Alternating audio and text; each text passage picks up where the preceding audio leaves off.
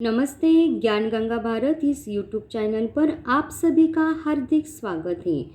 आज हम विषय हिंदी में कहानी लेखन रूपरेखा के आधार पर कहानी लेखन किस प्रकार लिखनी चाहिए इसके बारे में जानकारी प्राप्त करने वाले हैं।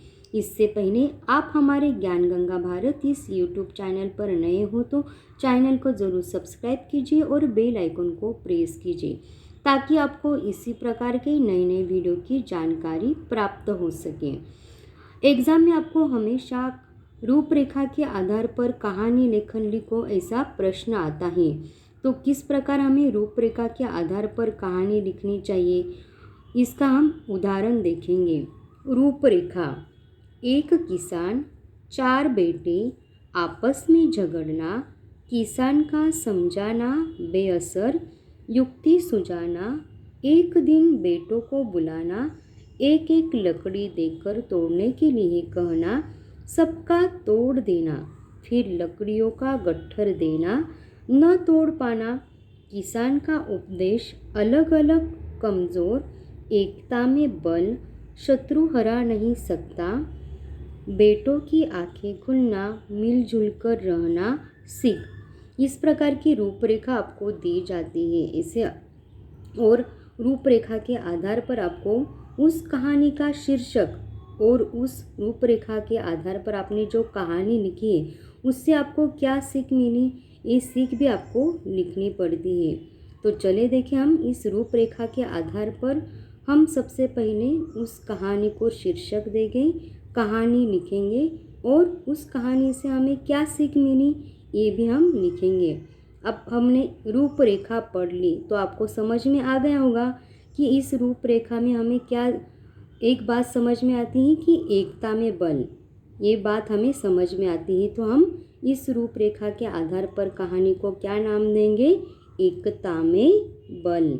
और रूपरेखा के आधार पर हम कहानी किस प्रकार लिखेंगे? रतनपुर नाम का एक गांव था, वह गंगा प्रसाद नाम का एक किसान रहता था। उसके 4 बेटे थे। वे चारों हमेशा आपस में झगड़ते रहते थे। गंगा ने बहुत समझाने का प्रयास किया, पर उन्हें समझाना काले कंबल पर दूसरा रंग चढ़ाने जैसा था। गंगा प्रसाद अपने बेटों की कलह से बहुत दुखी रहता था। एक दिन उसको एक युक्ति सूझी।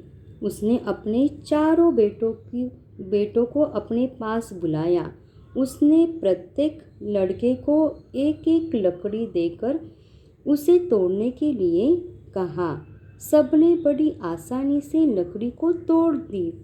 अब उसने बारी बारी से प्रत्येक को लकड़ी का एक गट्ठर दिया और तोड़ने के लिए कहा। अब उन चारों ने बहुत प्रयास किया, पर उनमें से कोई भी उसे तोड़ न पाया। गंगा प्रसाद ने अपने बेटों को समझाया, देखो, एक एक लकड़ी को तो तुमने तोड़ दिया, पर गट्ठर को नहीं तोड़ पाए। इसी तरह यदि तुम सब मिलकर रहोगे तो तुम्हें कोई हरा नहीं सकता। एकता में बल होता है। दुश्मन तुम्हारा बाल भी बांका नहीं कर पाएगा। तो इस प्रकार हमने रूपरेखा के आधार पर कहानी लिखी, और उस कहानी से हमें क्या सीख मिलती है? हमें आपस में मिलजुल कर रहना चाहिए, झगड़ना नहीं चाहिए। इस प्रकार आज हमने विषय हिंदी में रूपरेखा के आधार पर कहानी लेखन किस प्रकार लिखनी चाहिए इसके बारे में जानकारी प्राप्त की।